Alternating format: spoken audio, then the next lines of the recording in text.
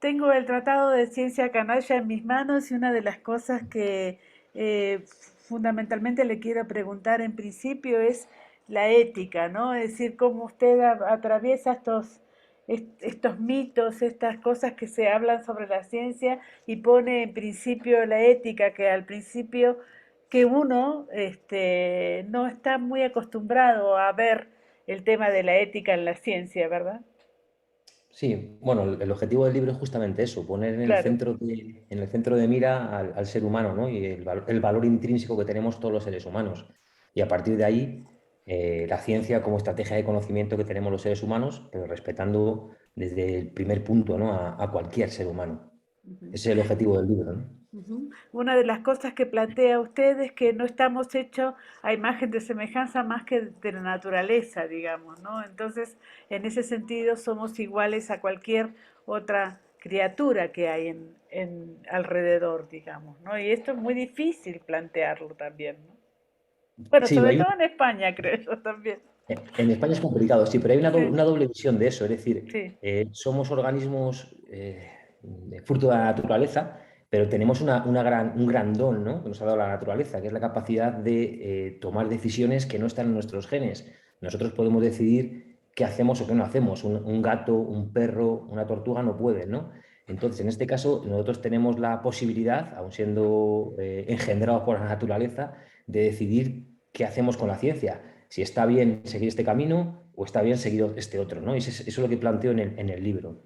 ujú. Sí, sobre todo de todas maneras lo que usted plantea con respecto a los animales también es relativo, digamos, ¿no? Se están haciendo muchísimos estudios sobre los Mm. animales y me parece que no sé si toman decisiones, eso es cierto, pero hay muchísimas cosas que no sabemos de ellos, ¿no? Sí, bueno, en el caso el caso del libro está dedicado al ser humano, ¿no? Pero sí que es Claro. verdad que mi posición en ese aspecto también es con el reino animal en general, ¿no? El de utilizar quizá a ciertos animales o de forma habitual en experimentos, pues quizá no sea también lo más ético, ¿no? Lo que pasa es que entramos en la ética animal, que es un poco diferente, un tema interesantísimo, pero que es diferente al del libro. Sí, sí, es cierto también. A mí me interesó mucho el tema del apetito sexual del negro, por ejemplo, que usted plantea aquí. También plantea el franco y el negrito del África tropical, digamos. Hay un montón de mitos y un montón de cosas que son, no sé si echados aquí, pero sí cuestionados, digamos, ¿no? No, completamente cuestionado. De hecho, Claro. cuando se habla del negrito, por ejemplo, en el caso del estudio de Tuskegee o del negrito y Franco, estamos dando por hecho, estas personas, ¿no? Estos científicos están dando por hecho que hay dos categorías en los humanos, ¿no? La categoría a la que ellos pertenecen y luego una categoría inferior que son los que pertenecen, pues en este caso, a otra etnia, ¿no? O otro grupo social. Pero la ciencia lo ha hecho muchas veces. Separar ricos de pobres, mi ideología, no mi ideología. En el caso de la historia sobre Franco, se habla mucho más casi de ideología que de etnias, ¿no? Pero sí, es una cosa que a veces la ciencia, porque la ciencia es humana, la hemos creado nosotros, se basa en eso, ¿no? En la ciencia por mi beneficio, me aprovecho de otros individuos que son diferentes a mí, ¿no? O que yo creo que son diferentes a mí.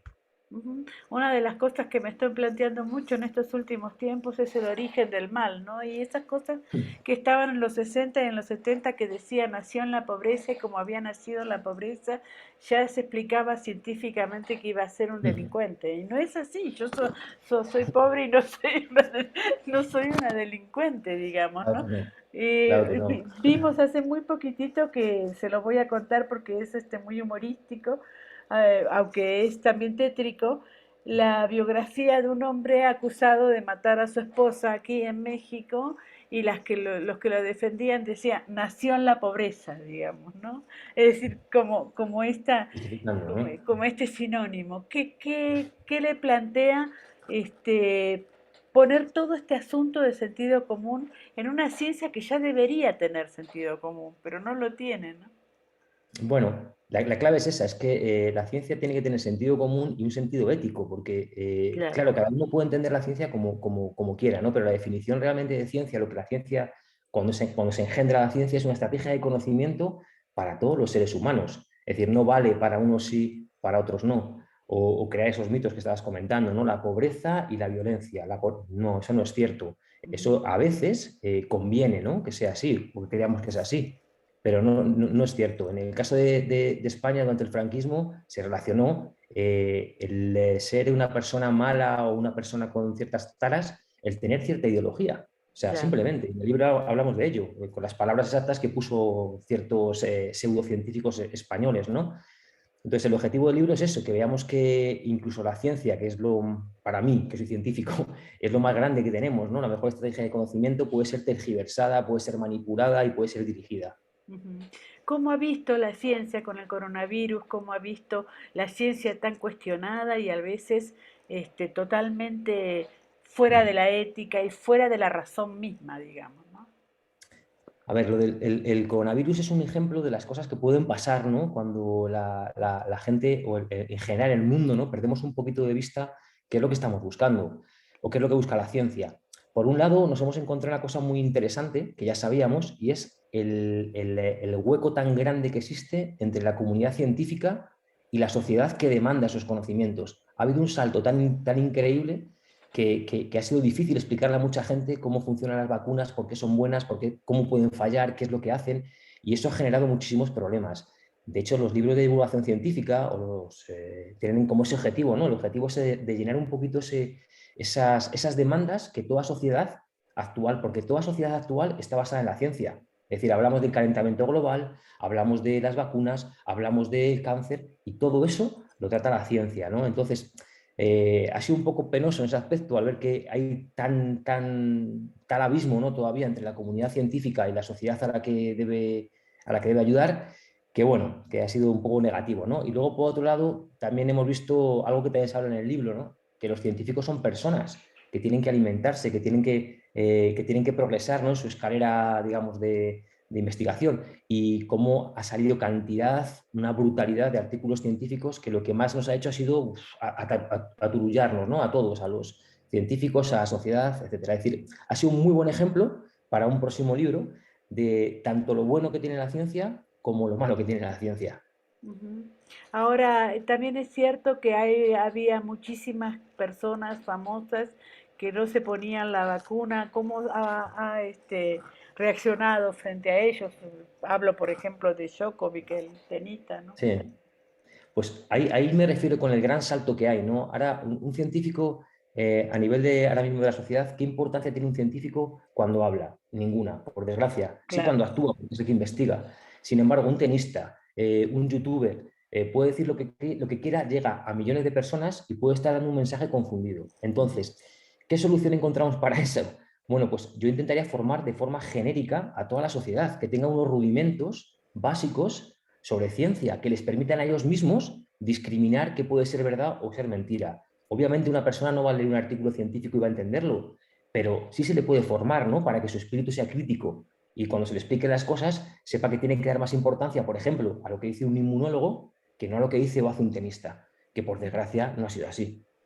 La ética está relacionada un poco con también la vida que llevamos, este asunto del veganismo que a veces nos pone más tontos. ¿Eso Mm. lo ha visto usted? ¿Lo ha analizado? En este libro no se habla de esa parte, pero sí, realmente cuando una idea que puede ser buena o una idea personal de cada uno se lleva a extremos, pues se desvirtúa, ¿no? Pasa con muchísimas cosas, pasa casi con cualquier idea que cojamos, una idea fantástica, como es por ejemplo el feminismo, el veganismo, cuando se estira y se lleva a unos extremos que no tienen sentido, empiezas a desvirtuarlo, ¿no? Y yo creo que en el aspecto este del veganismo ha pasado un poco con eso. Ujú. Es una cosa personal que cada uno puede decidir o no, ¿no? Bien, pero ya llevarlo a extremos y tal, pues es complicado. No, yo en este caso no he hablado no No. hablo de animales, hablo simplemente de humanos, pero ya digo que es un tema muy interesante. Todo lo que es la ética animal, el comportamiento con los animales, sería un tema para otro libro. Ujú. Ahora, frente a una persona muy vieja que está contagiada de coronavirus y tengo que elegir entre un joven y un viejo para sanar, que ha pasado muchísimo en España, ¿qué diría usted con este asunto de la ética en la ciencia? A la hora de elegir entre uno y otro, Mm. yo no podría. A ver, ha habido filósofos en la historia que han sido muy de, ¿no? cuál es el menor daño, ¿no? Y elegir el menor daño. Yo creo que la ciencia no puede basarse en eso.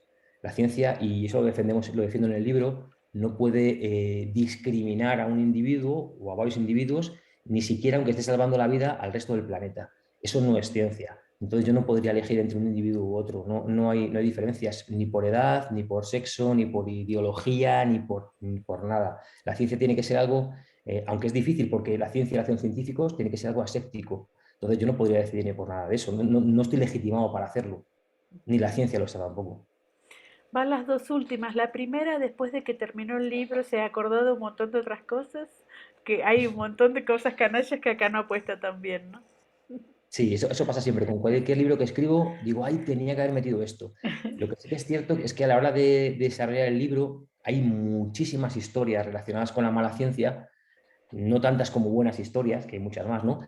Pero tuve que seleccionar, digamos, aquellas historias que me parecían, por un lado, más paradigmáticas, por otro lado, que completasen alguna zona que no estaba tratando. Por ejemplo, hay un capítulo dedicado a la ciencia actual, otro está dedicado a la ciencia politizada, ¿no? Sobre todo a nivel aquí en España, ¿no? En el franquismo. Otro está dedicado más a la ciencia, pues cuando pensamos que nuestro país es el más importante de todos, ¿no? Estoy hablando de Estados Unidos, y que podemos aprovecharnos de los guatemaltecos o de los porque son guatemaltecos.